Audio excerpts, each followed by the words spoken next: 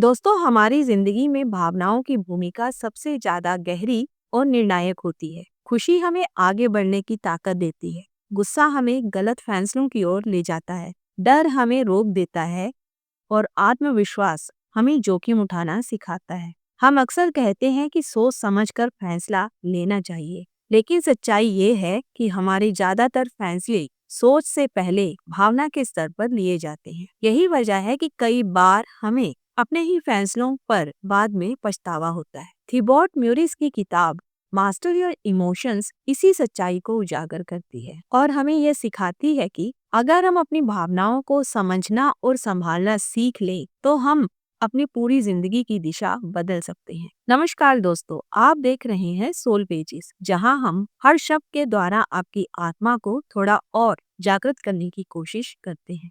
Chapter 1, emotions control your thoughts. इस अध्याय में लेखक बताते हैं कि हमारी सोच स्वतंत्र नहीं होती, बल्कि हमारी भावनाओं से जन्म लेती है। जब हम गुस्से में होते हैं तो हमें दुनिया नकारात्मक लगने लगती है। जब हम डर में होते हैं तो हर अवसर जोखिम जैसा दिखता है। लेखक कहते हैं कि इंसान खुद को बहुत तार्किक समझता है, लेकिन असल में वह पहले महसूस करता है और बाद में उस भावना को सही ठहराने के लिए तर्क ढूंढता है। इसलिए अगर हम अपनी सोच बदलना चाहते हैं, तो हमें सबसे पहले अपनी भावनाओं को पहचानना होगा। बिना भावनाओं को समझे सही फैसला लेना लगभग असंभव है। Chapter 2, it is not the event, it is your interpretation.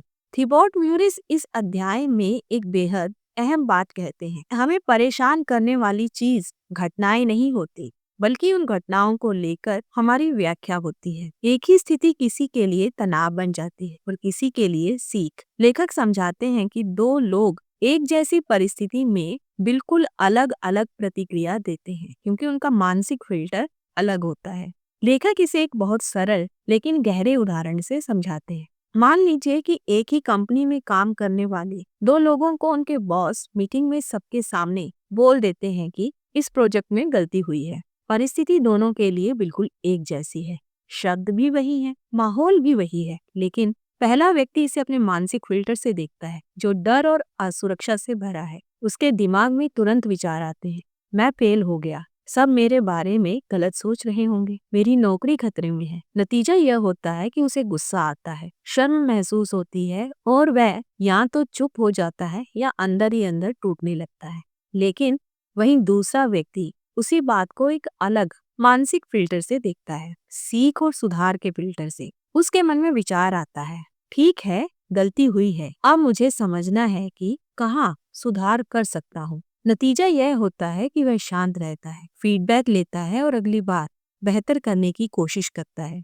लेखक कहता है कि यहाँ घटना ने किसी को दुखी या शांत नहीं बनाया, बल्कि उस घटना को देखने का तरीका, मानसिक फिल्टर ने भावनाएं पैदा की। यही वजह है कि जिंदगी में वही परिस्थिति किसी के लिए बोझ बन जाती है और किसी के लिए अवसर। जब आप ये समझ जाते हैं कि हर घटना का कोई तय अर्थ नहीं होता, तब आप अपनी भावनाओं पर नियंत्रण पाना शुरू कर देते हैं। यह अध्याय हमें सिखाता है कि हालात नहीं, हमारी सोच ही हमारी शांति या परेशानी तय करती है। Chapter 3, how to deal with negative emotions. इस भाग में लेखक नकारात्मक भावनाओं को दबाने के विचार को पूरी तरह खारिज करते हैं। वे कहते हैं कि उदासी, गुस्सा या निराशा कोई कमजोरी नहीं है, बल्कि ये संकेत है कि हमारे भीतर कुछ समझे जाने की जरूरत है। जब हम भावनाओं को दबाते हैं तो वे और ज्यादा ताकतवर होकर वापस आती हैं। लेखक सुझाव देते हैं कि हमें अपनी भावनाओं को स्वीकार करना चाहिए, उन्हें नाम देना चाहिए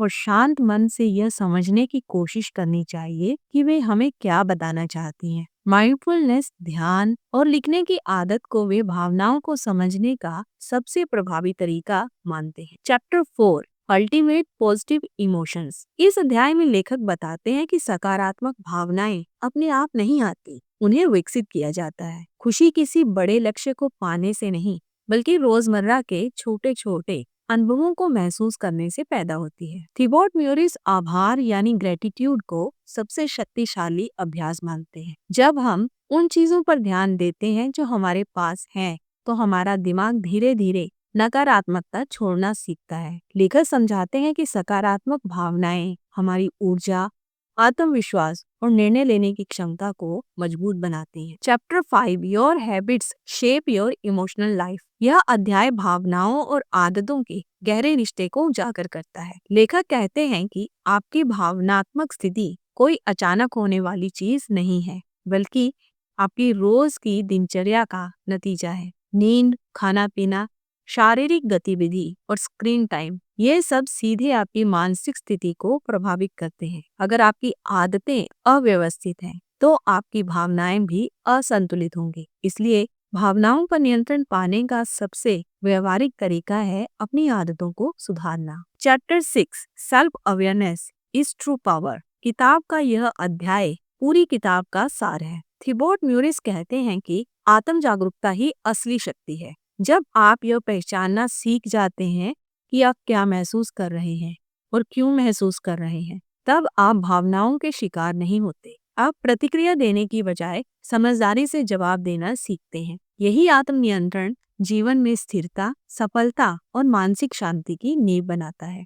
दोस्तों, मास्टर योर इमोशंस हमें यह सिखाती है कि जीवन को बेहतर बनाने के लिए हमें दुनिया को बदलने की जरूरत नहीं, बल्कि अपने भीतर की भावनात्मक दुनिया को समझने की जरूरत है। जब आप अपनी भावनाओं को दुश्मन नहीं, मार्गदर्शक मान लेते हैं, तब आप खुद के सबसे मजबूत संस्करण बन जाते हैं। तो अगर यह वीडियो आपको सोचने पर मजबूर कर रही है, तो इसे लाइक करें, कमेंट में बताएं कि आप किस भावना से सबसे ज्यादा जूझते हैं और सोल पेजेस को सब्सक्राइब करें, क्योंकि यहाँ हम किताबों को सिर्फ समझते नहीं हैं, जिंदगी में उतारते हैं। याद रखिए, असली आजादी बाहरी हालातों को बदलने में नहीं, बल्कि अपनी भावनाओं को समझने और संभालने में है। जब आप अपने इमोशंस को मास्टर कर लेते हैं, तो जिंदगी खुद ब खुद आसान और अर्थपूर्ण हो जाती है। आज के लिए बस इतना ही। मिलते हैं अगली किताब के साथ नेक्स्ट वीडियो में। तब तक अपने विचारों और भावनाओं का ख्याल रखिए।